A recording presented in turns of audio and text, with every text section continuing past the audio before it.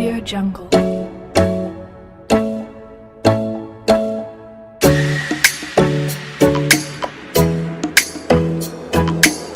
Audio Jungle.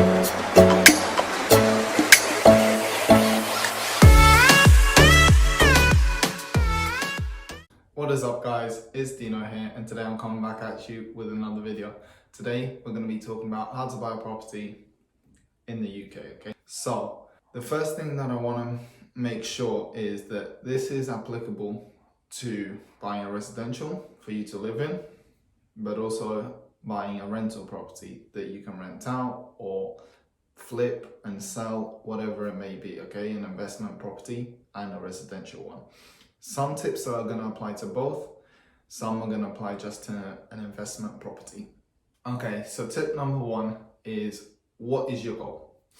Now, this may sound pretty stupid if it's a residential property, yeah, it's to own a house, okay? But if it's going to be an investment property, then it's going to make a little bit more sense, okay? So, what is your goal? How are you going to make money from this property if it's an investment one, okay?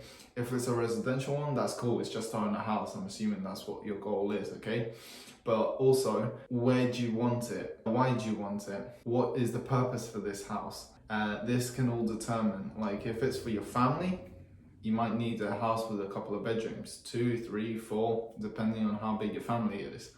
If it's just for you, you might just want a 1-bedroom house, or maybe even a 2-bedroom house if you need a bedroom and a workspace like an office like I have. So what is the goal? What is the purpose of this house basically? Tip number 2 was tied into tip number 1 about what the purpose of the house is, but it's more for investment properties, okay? So tip number 2 is, what is your strategy? What is your investment strategy, okay? So if you're buying a house as an investment, you obviously need to make money from it, okay?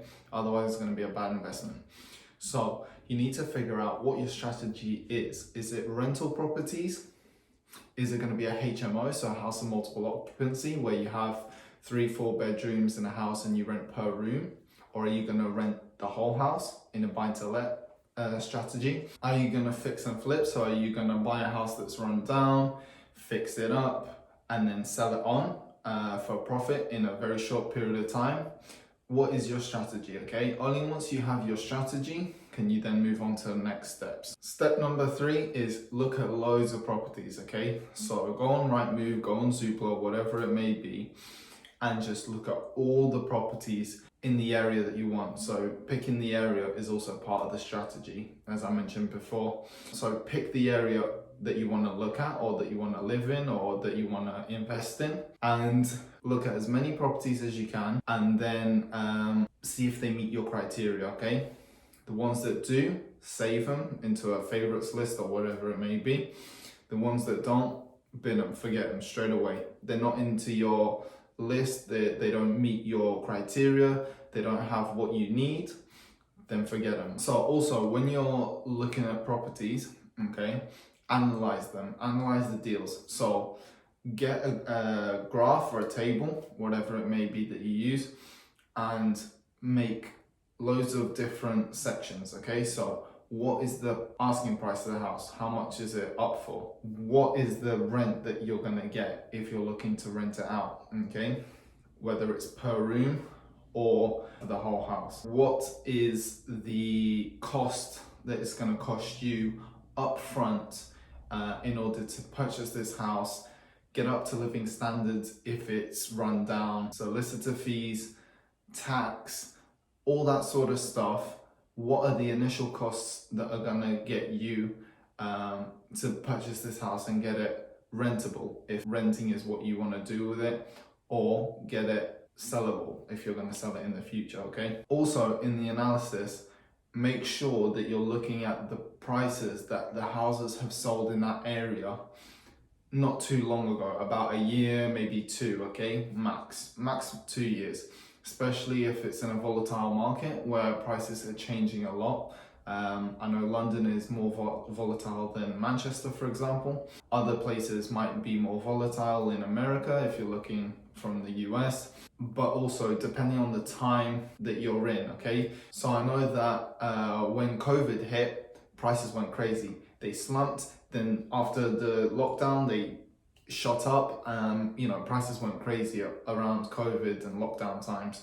So also, if you're in an unstable time, if you're looking in the future and it's unstable, then be prepared for that. Don't look for too far in the past what the prices were, because if you're in a volatile market, it's not going to be the same for very long. So once you've analyzed the properties, you should be able to nail it down to a good 3 or 4, potentially even 5 properties, depending on how many you're looking at. If you're looking at 100, you should be able to get around 5 good properties. If not, just keep looking at more properties as they come on the market, and sure enough, sooner or later you will find something that's good. When you do find good properties, go view them ASAP. Good properties, whether it's to live in or to invest in, they're gonna go rapid, okay?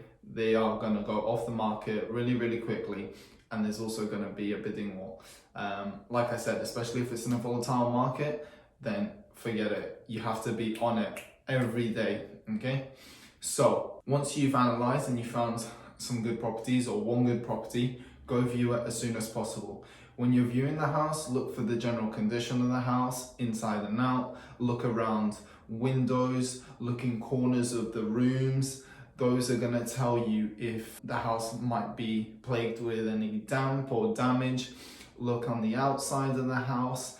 Try to look, if you can, across a street and look at the roof from the outside. See if that looks worn or warped or damaged at all. Really pay close attention to these details. Check that the water, the electricity is working, if the house is obviously not being repossessed. Check all this sort of stuff, because if water and electric isn't working, it could cost you a couple of £100 to set them back up and running. And just make sure that you can see everything in the house as best as you can. Be wary that when you're buying in the summer, it's hard to tell if there's damp, especially if it's a very dry and hot summer, okay? Because the damp will dry up. If the seller's smart, they'll paint over it. So you can be tricked and fooled and find these things later down the line a little bit. Some are not your fault. If people paint over it, it's going to be very hard to find. But if you're looking in the summer, just be wary that things might crop up in the winter that you weren't expecting. Once you've found one or a few properties that you like, put in offers, okay? Try to go below the asking price if you can, depending on the market. I know, like I said, when it was crazy and volatile here in the UK with COVID and all that sort of stuff, when restrictions were eased, people wanted to move, people wanted to buy, people wanted to rent. And I know that people were bidding crazy. So if someone was asking for 100k for the house, they were getting offers of 110, 115, maybe even 120k. It was that crazy. So depending on the market that you're in, depending on the area that you're in, just look at what prices you can, but start off, even if you lose the first couple of houses that you're interested in, start off by going under the asking price, okay? And if you lose every single one all the time, about 7 or 8, then look to start offering around asking price. And if you're still losing, your offers are being rejected, then you might have to start offering above asking price, but always start below and build yourself up. Don't just go for asking price or above just because you want it straight away, because if no one's interested in the house, you could get it for 10, 15k below asking price, maybe only 5k, depending on what the market is, But if there's a lot of interest, then your offers are going to get rejected, and then you can improve your offer. But if you go in with a high offer and it's accepted straight away, you can't say, oh, well, actually, let me try a little bit less, because they're going to tell you to do one. So always start in low and negotiate your way up. Also, part of the negotiating is, once you've agreed an initial price for the house, and then you start the process with your solicitors, surveyors, if you're going to have a survey. If you're asking for a mortgage, you're going to get a survey from the bank anyway. If you're buying it in cash, you're going to need to get a survey out yourself if you need one. They cost about 300 quid or so. If you're going to get a survey and he says he found some stuff that is wrong with the house. Maybe some damp, maybe some structural damage, maybe it could be just some cosmetic stuff. You can use that sort of stuff that's wrong with the house in order to negotiate your initial agreed price down. Some sellers will be more open-minded to negotiating based on the condition of the house and the report of the surveyor. Others won't be. So others are going to be dead strict. We agreed to this price, that's it.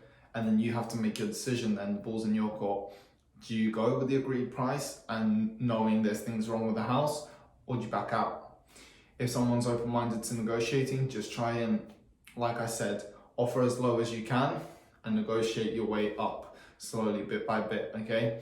Don't start by offering, say if there's £15,000 worth of fixing up to do in the house, don't go and just try and reduce it by 5,000. Try and reduce it by 20,000. They'll probably say no because there's only 15,000 worth of damage. But then you try and go, okay, cool. Let's try and negotiate 15,000, okay, off the price that we initially agreed on. And they're gonna negotiate back and forwards, and it might be that you get 7,500 or 8,000 or 9,000 or 10,000 off your price. Whereas if you went, "Oh, just drop me 5,000," they'll be, yeah, that's fine. And then you have to bear that other 10,000 out of your own pocket. Number 8 is go through a solicitor. Now, this is the standard procedure when buying a house. Don't quote me on this, but I think you have to go through a solicitor by law. But I've heard some people register a house themselves. I don't know if it's true or not, and I don't know if it's legal or not, and I don't know how often it happens. But always go through a solicitor. But also when you're buying a house, before you've bought one, or when you're starting to view properties, or you get an offer that might be accepted, or you get an offer accepted, try to look for a solicitor that you can trust, look for reviews, look for all that sort of stuff. And also look for a solicitor that's not going to be super expensive, okay? So a good solicitor is good, right? But if they're charging super high prices compared to a decent solicitor who's charging half the price or 3/4 of the price, then I'd go with the decent solicitor that's charging half the price rather than the best solicitor in the world that is gonna charge top premium prices. Because at the end of the day, it's just a bit of paperwork to buy a house. That's it. You're not going to court, you're not in trouble. It's not like they're trying to keep you out of jail.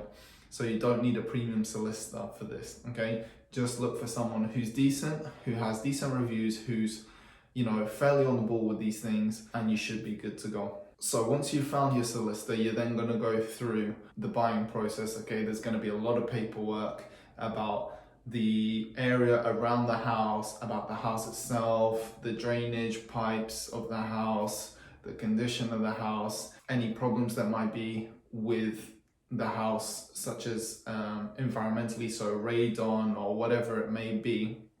So make sure you read all these papers properly, okay? If you're buying up in the north, in Manchester, in the UK, there might be something called chief rent, okay? So make sure you ask your solicitor about that. Basically, it's an annual rent that you pay to someone, but a lot of people aren't charging it anymore because they've passed away. It's usually £3 to £10 for the year, but also if they do charge you and you don't pay it on time, they could make your house a leasehold. Okay, now that's a whole nother topic. If your house is freehold, you definitely don't want it to be a leasehold. It causes a lot more problems, a lot more headache, and it can devalue the price of the house if you're looking to sell it in the future as well. So make sure that you're, like I said, getting a good solicitor that understands these things, but also that you're reading the paperwork and that you make sure that you understand what's going on as well. And after that, it's a simple buying process. It's signing off some paperwork, anything that needs to be signed off, getting your mortgage all sorted and sent into your bank if you're going through a mortgage, and it's then sending off the funds to your solicitor, who will then send it to the seller solicitors, who will then pass it on to the seller. It is a long process. It does involve a lot of paperwork, and it can be quite tedious. It can last 3-4 months. Can be shorter, can be longer, depending on how fast your solicitors work, how fast you respond. if there's any unexpected problems with the house, all that sort of stuff can delay the process. But then at the end of the day, it is buying a house, it is a big purchase, so make sure you're doing it right. If it's a residential, you want to have the right house. If it's an investment, you definitely want to have the right house. Hope that helped, guys. I hope you enjoyed the video. If you have any questions, comment down below. If you did enjoy the video, thumbs up please, and subscribe so you don't miss any more. See you next time.